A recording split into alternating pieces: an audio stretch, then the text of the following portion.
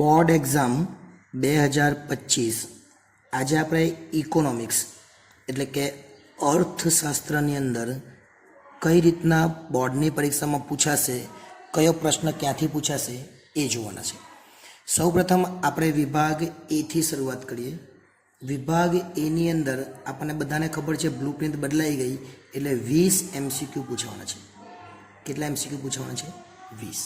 હવે 20 MCQ ક્યાંથી પૂછાય એ જોઈ લઈએ. તો હું અહીંયા 20 નંબર લખી દઉં. 1 2 3 4 અને 5, 6 7 8 9 અને 10, 11 12 13 14 અને 15, 16 17 18 19 અને 20.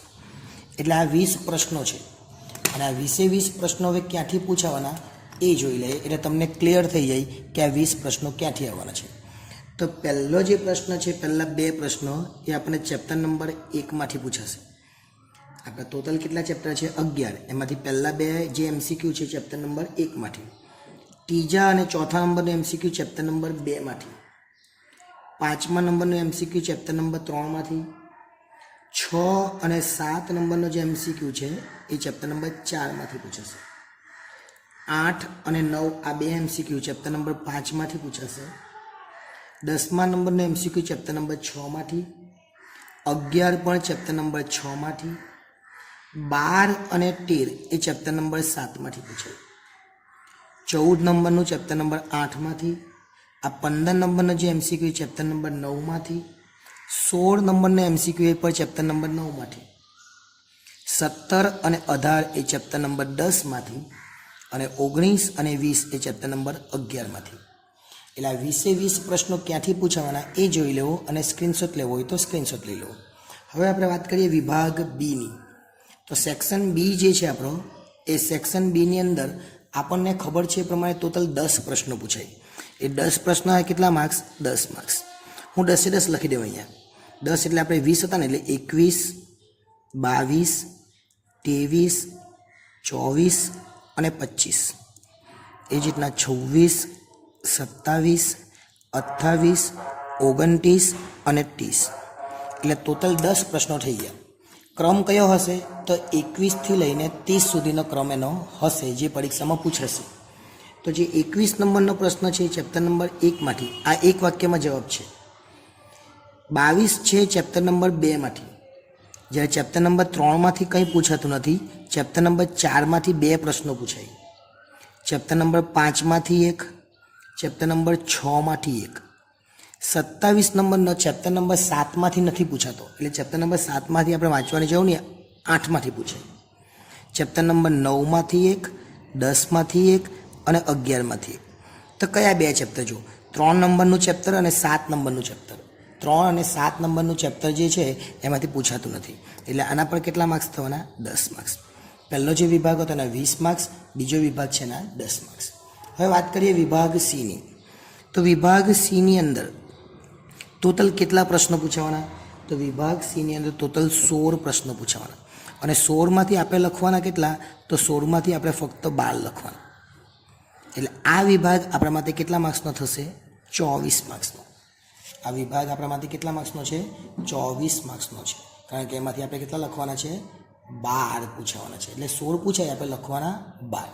ચલો 16 લખી કાઢીએ આપણે. 30 છે ને એટલે અહીંયા લખીએ 31 32 33 34 35 36 37 38 39 40 41 42 43 44 45 અને 46. આ 16 સવાલ છે. આ 16 સવાલ ક્યાંથી પૂછાવાના એ જોઈ લઈએ. ચાલો 16માં જે પહેલો સવાલ છે 31 નંબરનો એ ક્યાંથી પૂછાય? તો જે 31 નંબરનો સવાલ છે એ ક્યાંથી પૂછાવાનો એ આપણે જોઈ લઈએ એટલે આપણને એ પણ ક્લિયર થઈ જાય. ચલો 31 નંબરનો સવાલ અને 32 નંબરનો સવાલ એ ચેપ્ટર નંબર 1માંથી પૂછાય. 31 અને 32 બંને ચેપ્ટર નંબર 1માંથી. એ જ રીતના 33 અને 34 એ ચેપ્ટર નંબર 2માંથી પૂછાય. એ જ રીતના 35 અને 36 એ ચેપ્ટર નંબર 3માંથી પૂછાય. અને 37 અને 38 એ ચેપ્ટર નંબર 4માંથી. એટલે 1 થી 4 ચેપ્ટર તો એવા છે જે આપણને બબે પ્રશ્નો પૂછાય. જ્યારે 39 નંબરનો પ્રશ્ન છે એ ચેપ્ટર નંબર 5માંથી એક જ પૂછાય. અને 40, 41 અને 42 આ 3 પ્રશ્નો એવા છે જે ચેપ્ટર નંબર 6માંથી પૂછાવાના છે. 43, 44, 45 અને 46 ચાર બાકી રહ્યા. એમાંનો 43 અને 44 એ ચેપ્ટર નંબર 9માંથી, અને 45 ચેપ્ટર નંબર 10 અને 46 ચેપ્ટર નંબર 11. એટલે ટોટલ પૂછાવાના કેટલા? 16. લખવાના કેટલા? 12. અને 12 દરેકના 2 માર્ક્સ એટલે 24 માર્ક્સ થઈ જાય. એટલે આ વિભાગ પણ એકદમ ક્લિયર રીતે તમે સમજી ગયા હશો. હવે આપણે વાત કરીએ વિભાગ એના પછીનો, એટલે કે વિભાગ ડી. તો વિભાગ ડીની અંદર આ જે ડી છે એ ડીની અંદર કેટલા પ્રશ્નો પૂછાવાના? તો વિભાગ ડીની અંદર આપણે જોઈએ તો ટોટલ 10 પ્રશ્નો પૂછાવાના, અને 10માંથી આપણે લખવાના કેટલા? તો 7. 10 પૂછાવાના, 10માંથી 7 લખવાના. અને એક પ્રશ્નના કેટલા માર્ક્સ? તો 3 માર્ક્સ. એટલે આ વિભાગ આપણા માટે 21 માર્ક્સનો થશે. કેટલા માર્ક્સનો?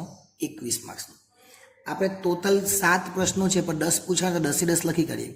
પેલું 46 નંબરથી સ્ટાર્ટ થયેલું એટલે 47, 48, 49 અને 50, 51, 52, 53 અને 54 આ પ્રશ્નોના ક્રમ છે જે બોર્ડની પરીક્ષામાં પણ આ જ રહેશે. ઓકે, ચલો 47 નંબરનો જે પ્રશ્ન છે એ ક્યાંથી પૂછાય? એ ચેપ્ટર નંબર 1માંથી. 48 અને 49 એ ચેપ્ટર નંબર 2માંથી. 50 નંબરનો પ્રશ્ન ડાયરેક્ટ ચેપ્ટર નંબર 5માંથી, એટલે 3 ને 4માંથી નહીં પૂછાય. 51 નંબરનો પ્રશ્ન, 51 નંબરનો જે પ્રશ્ન છે આપણો, જો અહીંયા કેટલા થયા? 1, 2, 3 ને 4, ટોટલ આપણે 10 લખવાના ને, એટલે અહીંયા 51, 52, 53, 54 અને 56 અહીંયા 10 થયા. ઓકે, ચલો 51 નંબરનો જે પ્રશ્ન છે એ ચેપ્ટર નંબર 6માંથી પૂછાય. 52 નંબરનો પ્રશ્ન છે ચેપ્ટર નંબર 7માંથી પૂછાય. 53 8માંથી પૂછાય. 54 9માંથી, અને 55 પણ 9માંથી જ પૂછાશે. અને 10માંથી 1 એટલે 11મા ચેપ્ટરમાંથી નથી પૂછાવા. એટલે આ ચેપ્ટરના ક્રમ છે એ જોઈ લેજો એટલે ક્લિયર થઈ જાય. હવે છેલ્લો એક વિભાગ રહ્યો એ ઈ જોઈ લે, અને પછી કયા ચેપ્ટરમાંથી કેટલા માર્ક્સનું પૂછાય એ. તો વિભાગ ઈની વાત કરીએ તો વિભાગ ઈની અંદર ટોટલ આપણને 7 પ્રશ્નો પૂછાય, અને 7માંથી લખવાના કેટલા? આપણે 5. દરેકના 5 ગુણ, એટલે આ વિભાગ એ 25 માર્ક્સનો છે. 7 પ્રશ્નો પૂછાવાના, લખવાના 5 જ, એટલે આપણે 7 લખી દઈએ. નંબર હતો આપણો 56, એટલે 57, 58, 59 અને 60. એ જ રીતના 61, 62 અને 63. એટલે બોર્ડની પરીક્ષામાં કુલ 63 પ્રશ્નો હશે. કેટલા? 63 પ્રશ્નો હશે. એમાંથી પછી અમુક આપણે ઓપ્શન નીકળે છે. ચલો 57 નંબરનો જે પ્રશ્ન છે એ ચેપ્ટર નંબર 3માંથી, એટલે પહેલું ને બીજું ચેપ્ટર તો કાઢી જ નાખવાનું એવું ખબર પડી ગઈ અહીંયા. ચલો આગળ 58 નંબરનો પ્રશ્ન ચેપ્ટર નંબર 5માંથી. 59 અને 60 ચેપ્ટર નંબર 7માંથી. 61 નંબરનો પ્રશ્ન ચેપ્ટર નંબર 8માંથી. અને 62 અને 63 નંબરનો પ્રશ્ન ચેપ્ટર નંબર 11માંથી. એટલે આ રીતનું આખું માળખું હશે. હવે કયા ચેપ્ટરમાંથી કેટલું પૂછવાનું? ટોટલ ચેપ્ટર કેટલા? 11. તો આપણે લખી દઈએ 1, 2, 3, 4, 5 અને 6. એ જ રીતના 7, 8, 9, 10 અને 11. આ 11 ચેપ્ટર આપણે લખી દીધા. હવે કયા ચેપ્ટરમાંથી કેટલા માર્ક્સનું એ પણ જોઈ લઈએ. તો ચેપ્ટર નંબર જે પહેલું છે એમાંથી 10 માર્ક્સનું પૂછાય. ચેપ્ટર નંબર 2 છે એમાંથી 13 માર્ક્સનું પૂછાય. ચેપ્ટર નંબર 3માંથી પણ 10 માર્ક્સનું પૂછાય. ચેપ્ટર નંબર 4માંથી 8 માર્ક્સનું પૂછાશે. ચેપ્ટર 5માંથી 13 માર્ક્સનું. ચેપ્ટર 6માંથી 12 માર્ક્સનું. 7મા નંબરનું ચેપ્ટર છે એમાંથી 15 માર્ક્સનું પૂછાય. 8મા નંબરનું ચેપ્ટર છે એમાંથી 10 માર્ક્સનું પૂછાય. 9મા નંબરનું ચેપ્ટર છે એમાંથી 13 માર્ક્સનું પૂછાય. 10મા નંબરનું ચેપ્ટર છે એમાંથી 8 માર્ક્સનું પૂછાય.